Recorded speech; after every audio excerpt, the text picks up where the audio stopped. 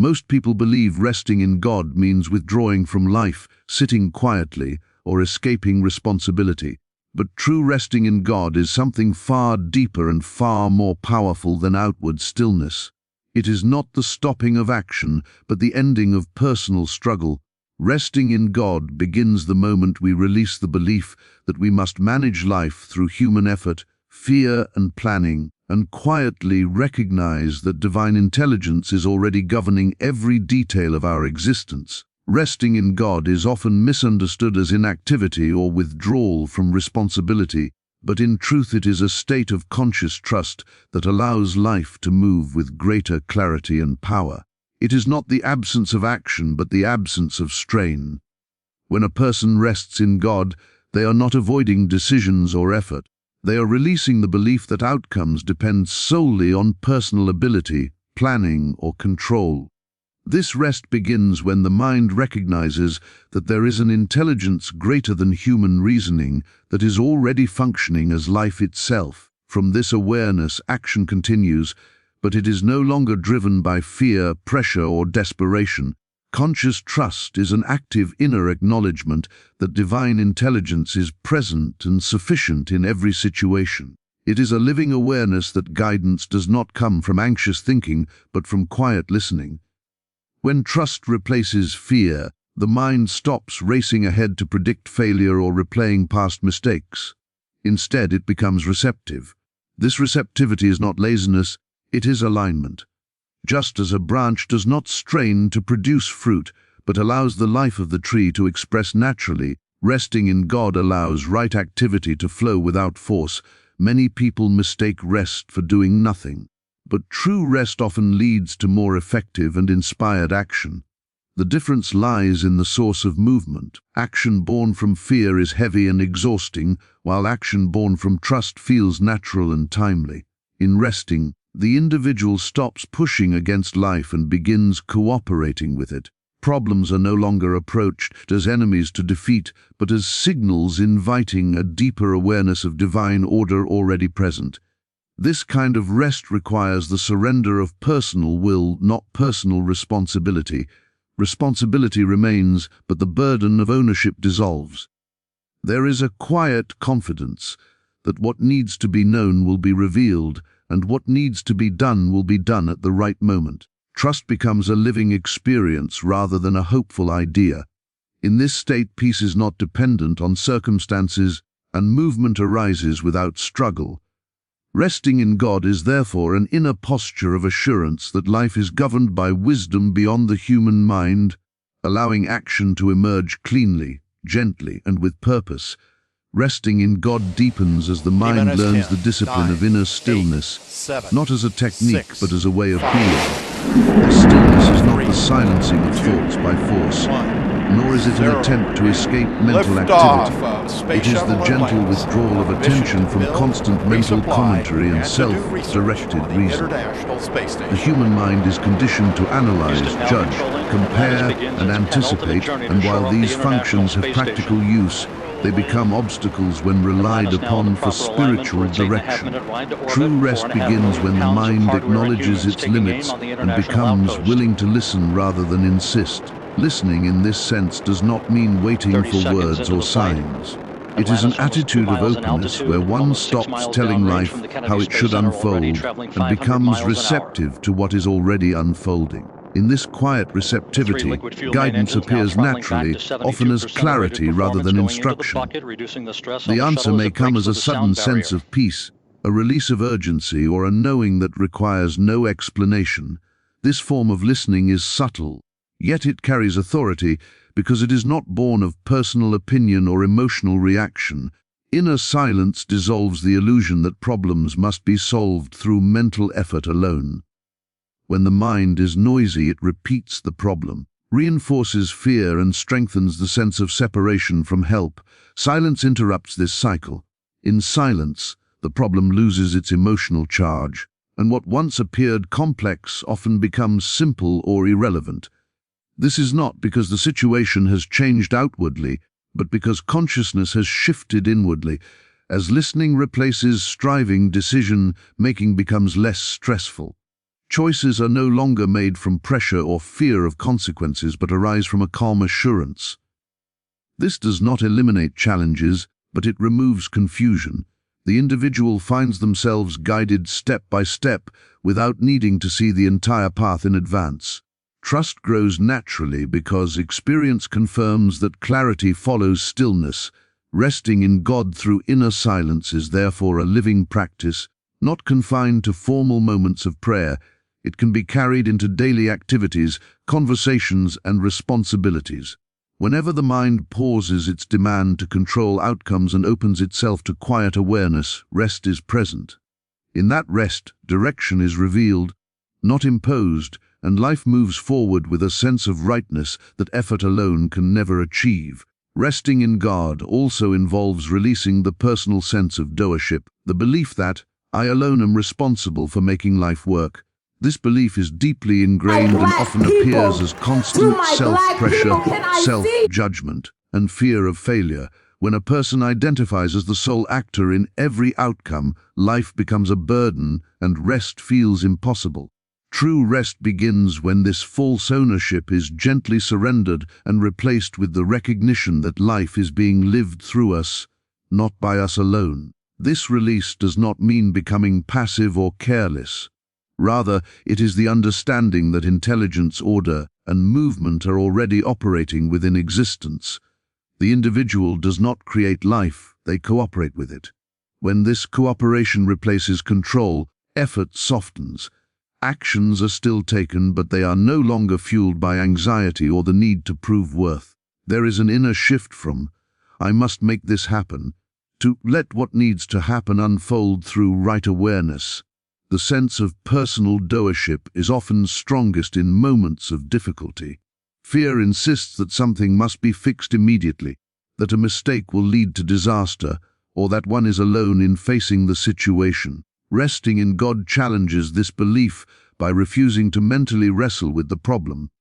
Instead of rehearsing possible outcomes, the individual yields the situation inwardly, acknowledging that a wisdom greater than personal understanding is present and active. This yielding is not verbal pleading but quiet recognition. As this release becomes natural, inner tension dissolves.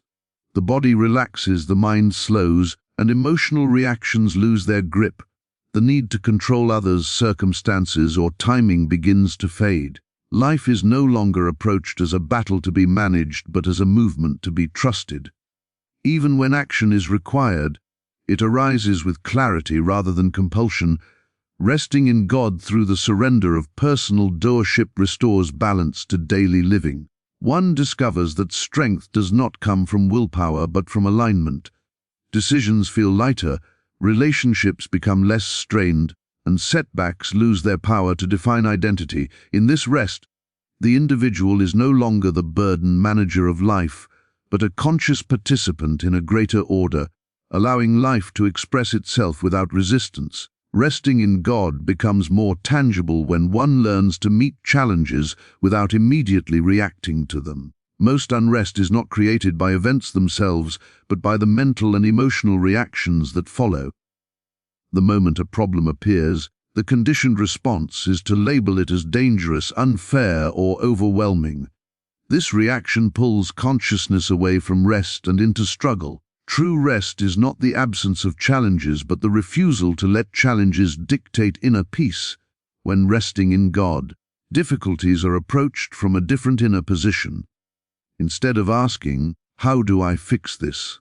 the awareness quietly acknowledges that order is already present, even if it is not yet visible. This acknowledgement interrupts fear before it fully forms. The mind may still recognize the situation, but it does not dramatize it. By not feeding the problem with emotional energy, the individual prevents it from expanding inwardly. Non-reaction does not mean denial or suppression. It means allowing the situation to exist without immediately assigning meaning or consequence. This pause creates space for insight to arise. Often, what seemed urgent loses intensity, and what seemed impossible reveals a simple next step. The calm that follows is not forced, It is the natural result of trusting that clarity does not come from panic. Resting in God during difficulty also reshapes the perception of time. Fear demands instant solutions, but rest understands that unfolding has its own rhythm. By releasing the need for immediate resolution, the individual remains open to guidance that appears at the appropriate moment. This patience is not passive waiting, but alert readiness without tension. As this practice deepens, emotional resilience grows. Situations that once caused anxiety or anger are met with steadiness. The inner atmosphere remains stable even when outer conditions fluctuate. This stability is not emotional numbness, it is rooted awareness. Feelings may arise, but they no longer dominate consciousness or determine action. Living from this place of rest transforms everyday experience. Work becomes less draining, relationships become less reactive, and decision-making becomes clearer. Challenges are no longer viewed as interruptions to peace, but as opportunities to return more deeply to it. In this way, resting in God becomes a continuous inner posture, allowing life to be lived with composure, trust, and quiet strength. Resting in God matures into a way of living when dependence shifts from outer conditions to inner assurance. Many people believe peace will come once circumstances improve, problems are resolved, or desires are fulfilled. This belief keeps the mind in a constant state of waiting and unrest. True rest arises when peace is no longer postponed. It is discovered as an inner state that exists independently of what appears to be happening on the surface of life. This inner assurance is not blind optimism or positive thinking. It is a quiet knowing that life is sustained by an intelligence that does not fail or fluctuate. When this knowing becomes familiar, the need for constant reassurance from people, success, or outcomes diminishes.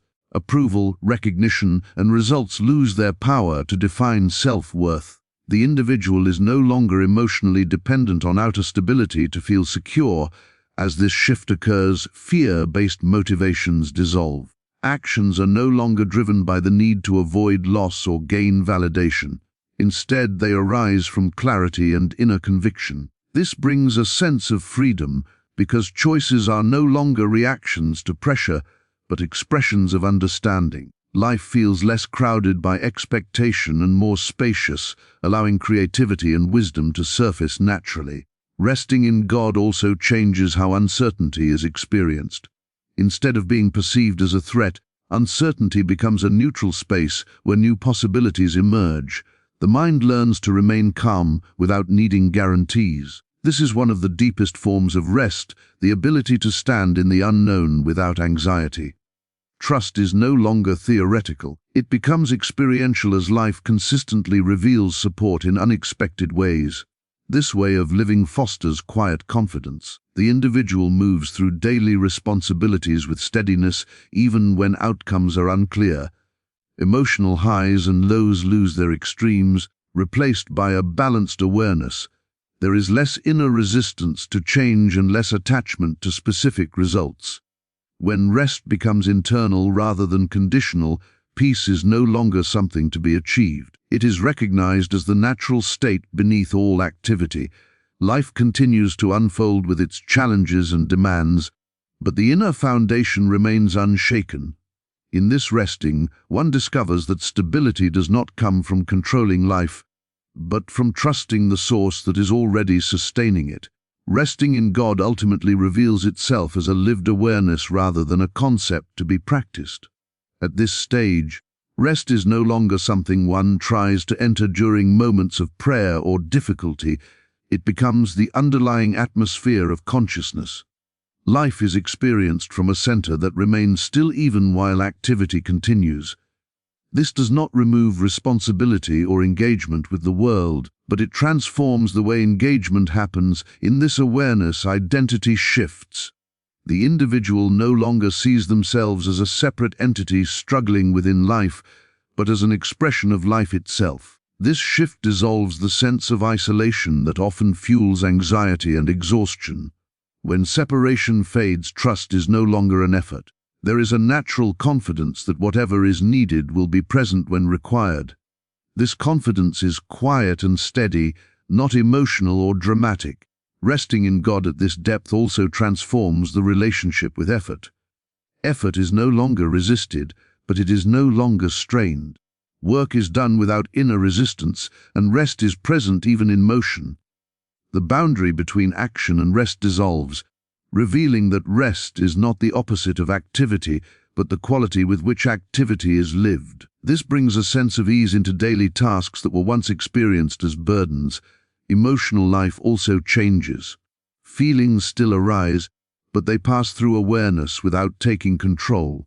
Joy is experienced without attachment, and sorrow is met without collapse. There is space around every experience. This space is not emotional detachment, but inner freedom. One is present without being consumed. In this resting, gratitude arises naturally, not as a practice, but as a recognition. Ordinary moments carry a quiet richness. Life is no longer measured primarily by achievement or progress, but by depth of awareness. Even challenges are met with a sense of meaning rather than resistance. This stage of resting in God does not announce itself with certainty or finality. It expresses